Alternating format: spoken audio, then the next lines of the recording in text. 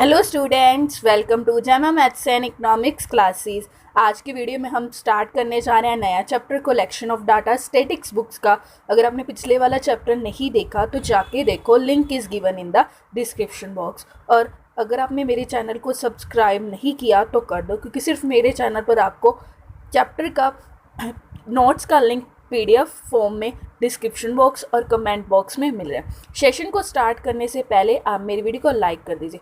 First of all, collection of data है क्या? Collection of data का मतलब है डाटा को कलेक्ट करना। अब डाटा को कलेक्ट करने की सोर्सेज क्या है, कहाँ से डाटा हम कलेक्ट कर रहे हैं? सोर्सेज ऑफ डाटा का मतलब है there are two sources of data. Sources of data two types के हैं, primary source of data and secondary source of data. Primary source of data वो है जो हम ओरिजिन से कलेक्ट कर रहे हैं, खुद कलेक्ट कर रहे हैं, पर्सनली हम खुद कलेक्ट कर रहे हैं डाटा को, ओरिजिन से, वो हो गया primary source of data. Secondary source of data वो है जो पहले से कलेक्टेड है, हम उसे लेके यूज़ कर रहे हैं, किसी एजेंसी ने या किसी इंस्टीट्यूशन ने वो कलेक्ट किया हुआ है, हम उसे यूज़ कर रहे हैं।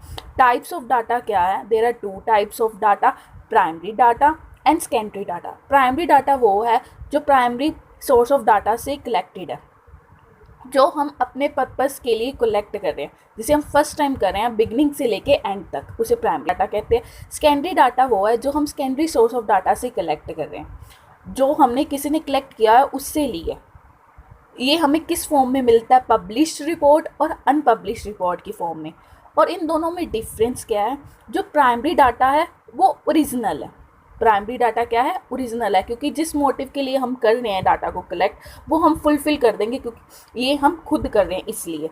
जो सेकेंडरी डाटा है वो पहले से ही है, ऑलरेडी इन एग्जिस्टेंट, हम उसे लेके यूज़ कर रहे हैं, इसलिए ये ओरिजिनल है। क्योंकि उन्होंने किसी और मोटिव से कलेक्ट किया होगा, हम किसी और मोटिव के लिए, इसलिए ओरिजिनल नहीं है। जो प्राइमरी डाटा है उसे एडजस्टमेंट करने की ज़रूरत नहीं है, जो एज इट इज़ हमने कलेक्ट किया हम उसे राइट कर सकते हैं, उसे यूज़ कर सकते हैं।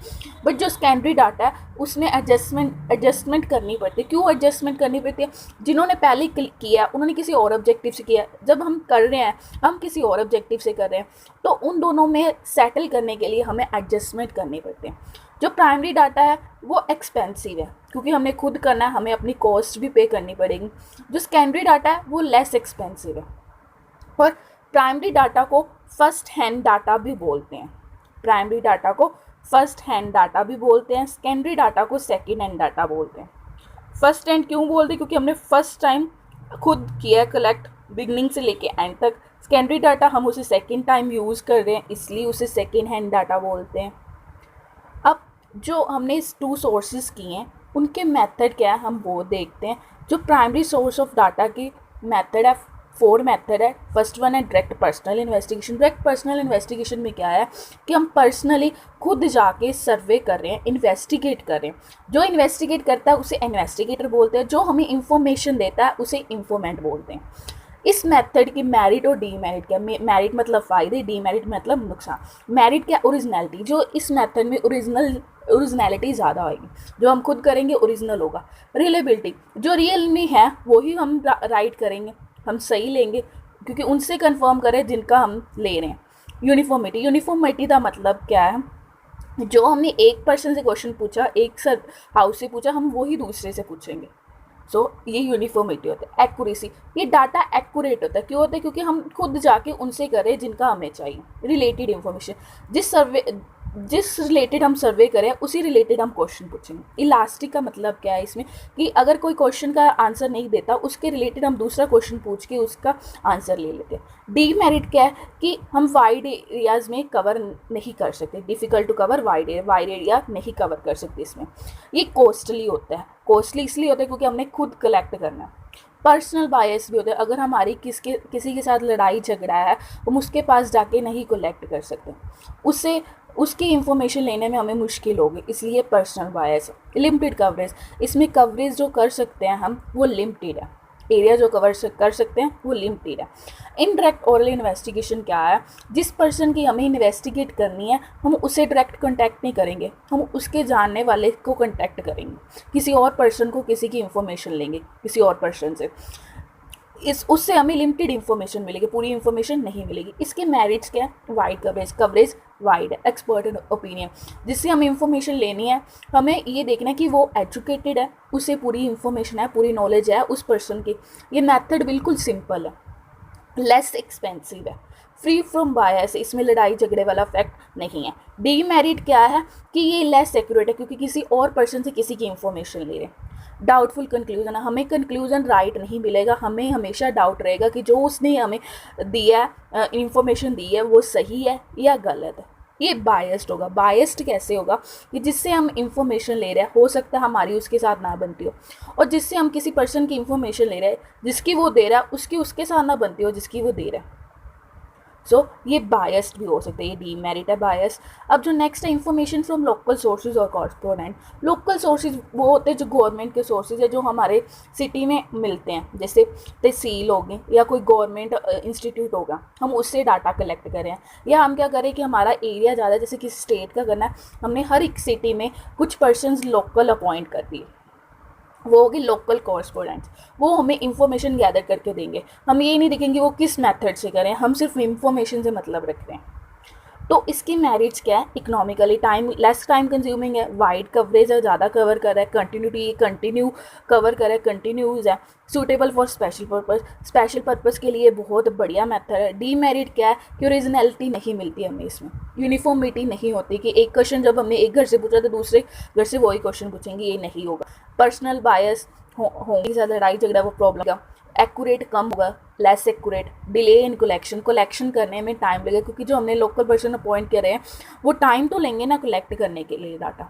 सो इंफॉर्मेशन थ्रू क्वेश्चनरी और शेड्यूल्स क्या है? क्वेश्चनरी क्या होता है? जिसमें सारे क्वेश्चन है ना, फॉर्म में सारे क्वेश्चन है। शेड्यूल क्या है कि जिसमें क्वेश्चन भी है, MCQ भी है और अल्टरनेटिव क्वेश्चन भी है, येस और नो वाले।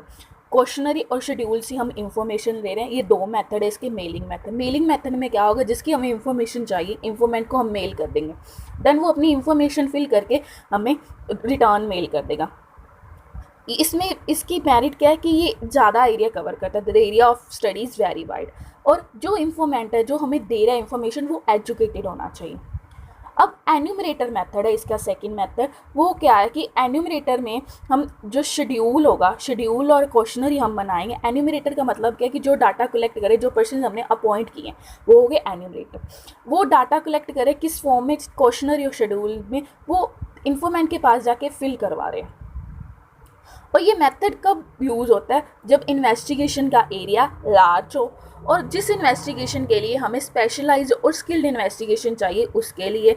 और इस मेथड की कंडीशन है कि जो इन्वेस्टिगेटर है उसे लोकल लैंग्वेज और लोकल कल्चर के बारे में पूरी नॉलेज होनी चाहिए। इन्वेस्टिगेटर को इंफॉर्मेंट की लोकल लैंग्वेज और लोकल और कलेक्शन ऑफ सेकेंडरी डाटा।